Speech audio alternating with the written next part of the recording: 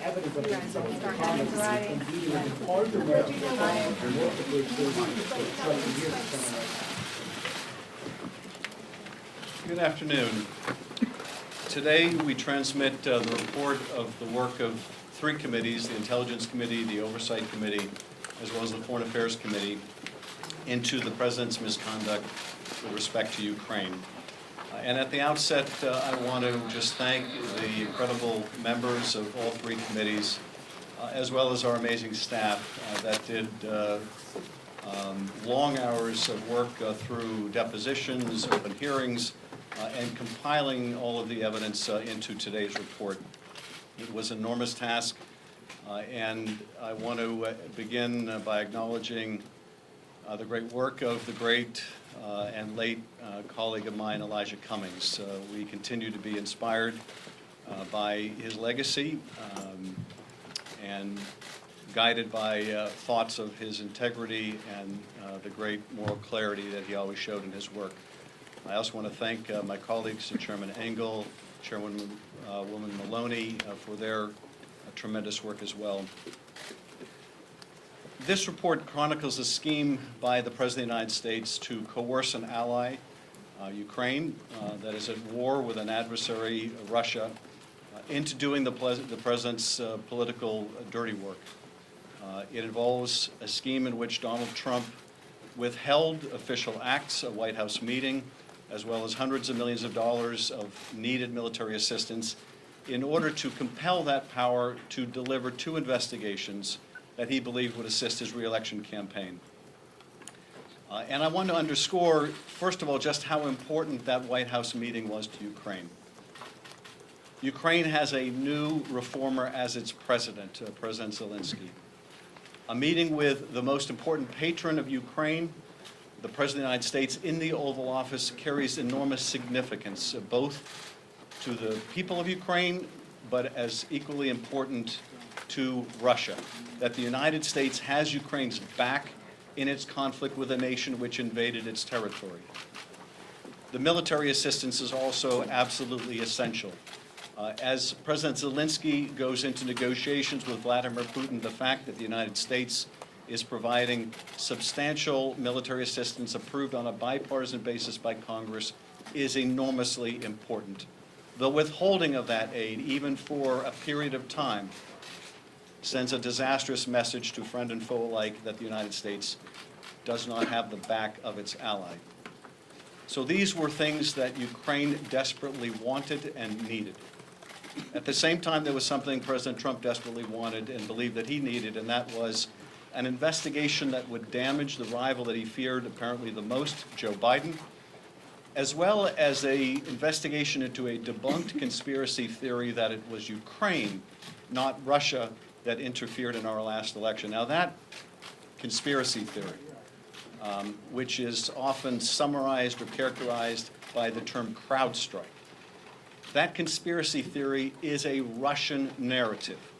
That is a conspiracy theory put out, promulgated by Vladimir Putin to deflect attention away from Russia's interference in our own election and to try to drive a wedge between the United States and the nation of Ukraine. So that's what the President wanted, these two sham investigations, one into Joe Biden, also debunked and discredited that sham investigative theory, but also into this idea that Ukraine interfered in our election, not Russia. And he was willing to sacrifice the national security of the United States by withholding military aid and diplomatic recognition in the form of that White House meeting in order to get what he wanted. That scheme, however, was discovered because, among other things, a courageous person stepped forward and blew the whistle, but also because Congress announced that it would investigate the matter.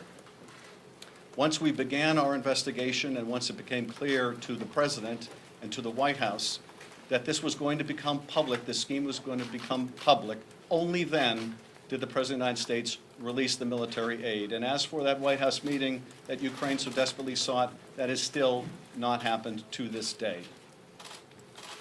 Now, what does this mean for Americans? Why should they care about what the President did vis-a-vis Ukraine? Why should they care indeed about Ukraine? First of all, this is not about Ukraine.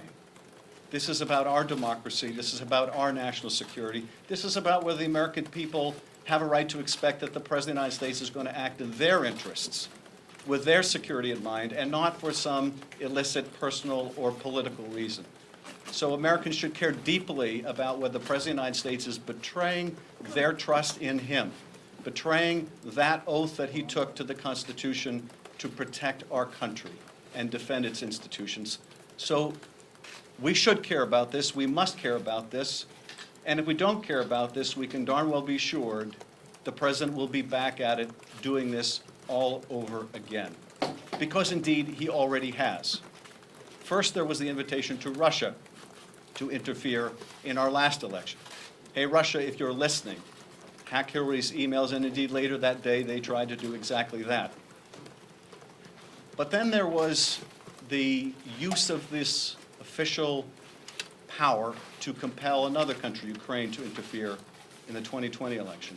And even after our investigation began, even after the impeachment inquiry began, there was President Donald Trump out on the White House lawn, once again making it abundantly clear that he wanted Ukraine to investigate the Bidens. And what's more, he wanted other countries to interfere in our election as well, and that China should also investigate the Bidens. This is the result of a president who believes that he is beyond indictment, beyond impeachment, beyond any form of accountability, and indeed above the law. And that is a very dangerous thing for this country, to have an unethical president who believes they are above the law. The question now is, what does Congress do about this? One of the other very important elements of our report today, which goes beyond the president's misconduct with Ukraine, goes to the president's obstruction of the Congress, of a co-equal branch of government. And I want to underscore also the seriousness of this misconduct, because the president informed every department for which we sought records, the State Department, the Office of Management Budget, which has the records about the withholding of the aid, the Defense Department, his own White House personnel, to refuse to turn over a single document in answer to congressional subpoenas. The president instructed witnesses not to appear. The president used his office and his bully pulpit to try to intimidate witnesses. If the Congress allows a president to so fully and blanketly obstruct the work of Congress, even involving an impeachment investigation into the president's own misconduct, then we are begging for more of the same. We are signaling to any future president they can engage in whatever corruption, malfeasance, or negligence, and they are beyond accountability. And to my GOP colleagues, they need to consider that when we have a Democratic president, are they willing to say, in answer to their oversight, that a president may simply refuse? Because if they are, and if we do, it will mean that the balance of power between our branches of government will be fundamentally altered, and altered for the worse. It will mean that future corruption, malfeasance, and incompetence will be far more likely than it is today. The facts here are really not seriously contested. Indeed, the testimony of the witnesses was remarkably consistent. And you might be forgiven, having watched the hearings and watched the reaction of the members of the two parties to the testimony of these witnesses, if you thought that there were two different hearings going on at the same time. This points out another danger that the Founding Fathers were all too aware of, and that is the danger of excessive factionalism. That is, that a political party may become so wedded to a president of their own party that they're unwilling to do their constitutional duty. But I firmly believe that if one party relinquishes its responsibility to the Constitution and to their oath, it does not relieve us of our obligation to the same. And I hope that every member of the House and the Senate, whether these proceedings go forward in the House or they don't, will keep in mind their duty is to the Constitution, not to the person of the president. That ought to be our guiding principle. Finally, I think what's presented to us here is really so aptly summed up in what the President's own Chief of Staff had to say when he informed the country that, yes, indeed, they had withheld military aid to get this political investigation. He told us to get over it, to get over it. That is what the President does. We should just get over it. This is essentially what he was saying, that we need to just get used to the idea of a corrupt president and get over it. And so we will have to decide, given that the evidence of this misconduct is so clear and uncontested, are we prepared to just get over it? Are we prepared to say that henceforth we must expect from this president and those who follow that there will be a certain amount of corruption in which the national security of the country will be compromised, in which the oath of the office will mean that much less, in which the belief in the rule of law in the United States will be that much less? Is that what we're simply to get over or get used to? Well, I, for one, don't think we should get over this. I don't think we should get used to this. I don't think that's what the founders of this country had in mind. Indeed, I think that when they prescribed a remedy, this kind of conduct by a president of the United States putting his own personal political interests above the interest of the American people was exactly why they prescribed a remedy as extraordinary as the remedy of impeachment. And so we have a very difficult decision ahead of us to make. And I have every confidence that the Judiciary Committee, in consultation with the entire caucus and our leadership, will not only receive this report, as well as the reports of others, and make a proper determination about whether articles of impeachment are warranted. With that, I'm happy to respond to your questions. When did you obtain the cell phone records that are in this report, and what did they tell you that you didn't learn otherwise from the witnesses you interviewed? Yeah. Well, I can't go into specifics of dates in which we obtain certain evidence, or indeed whether we obtain communications from one or multiple parties.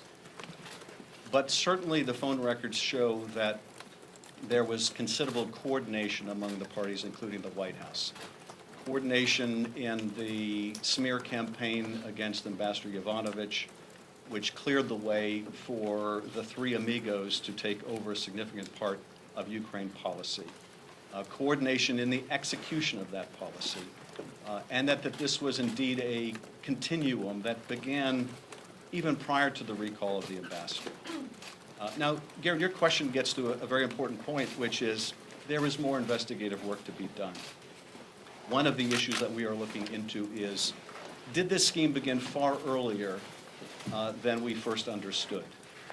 Was this scheme, in fact, put in place to try to pressure the last president of Ukraine, Poroshenko, and his corrupt prosecutor general, Lutsenko, into conducting these same investigations? And was that plan put into turmoil and chaos when this new reformer, Zelensky, surged in the polling and ultimately won that presidency? That is something we continue to investigate. And that is something that these phone records also shed light on. But even as we believe that we cannot wait because the president's efforts to secure intervention in the next election persist, we continue our investigation, and we will. Mr. Schiff, just to be clear, it sure sounds like you support impeaching the president. Do you support impeaching and then the Senate removing him from office? I'm going to reserve any kind of a public judgment on that until I have a chance to consult with my colleagues, with our leadership, and I think this really needs to be a decision that we all make as a body. So I'm going to continue to reserve judgment, but as you can tell, I am gravely concerned that if we merely accept this, that we invite not only further corruption of our elections by this president, but we also invite it of the next president. So I am keenly aware of the significance of the precedent we set in whatever direction we move.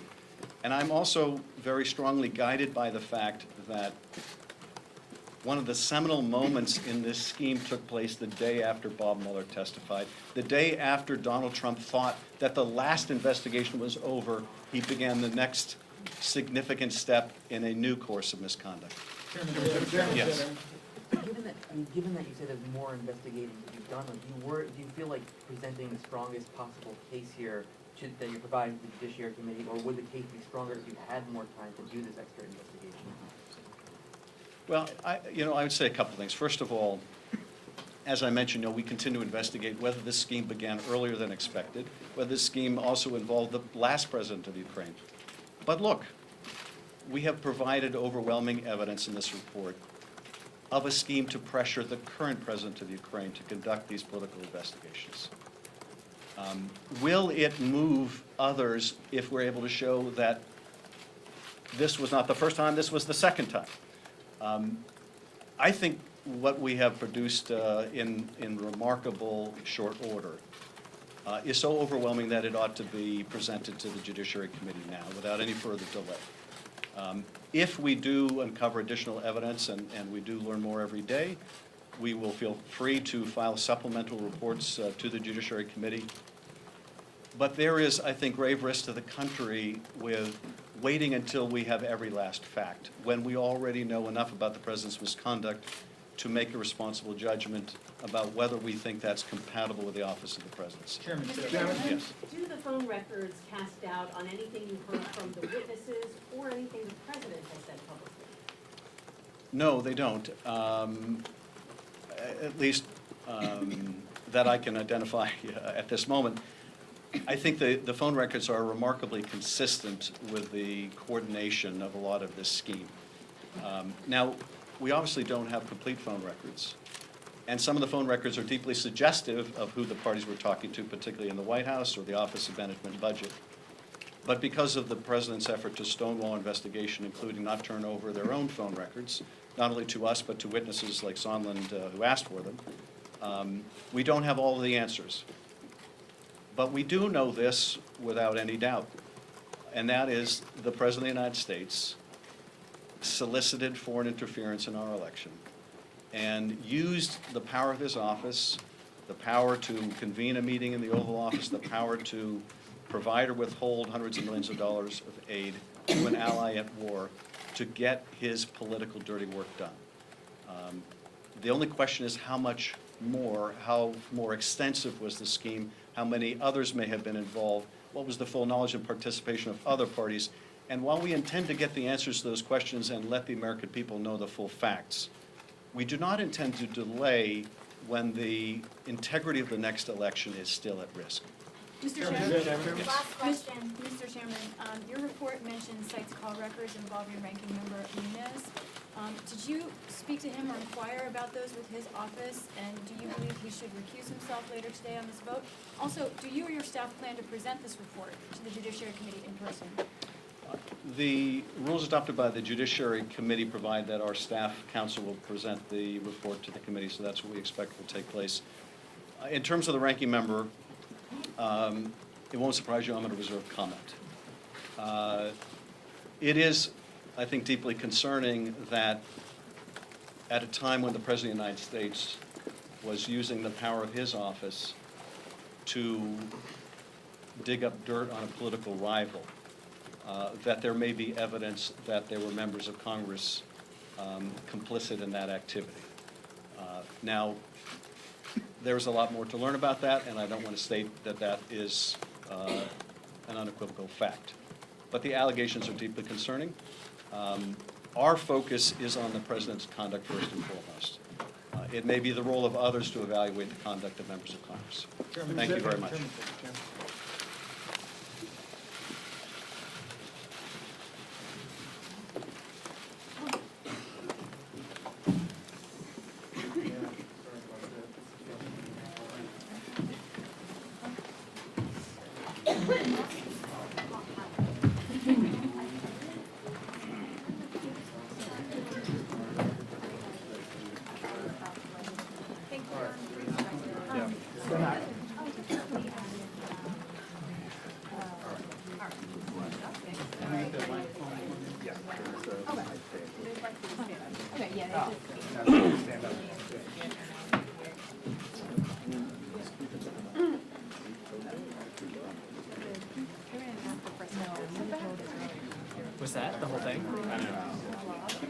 Good,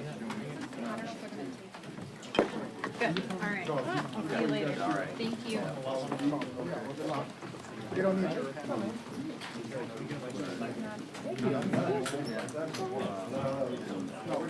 No, I'm out. Just for too much. Right here.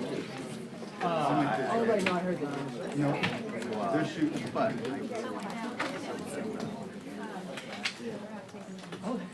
Well, that didn't. no, I know it didn't, but When we first met. yes, yes. Oh, man, the cruise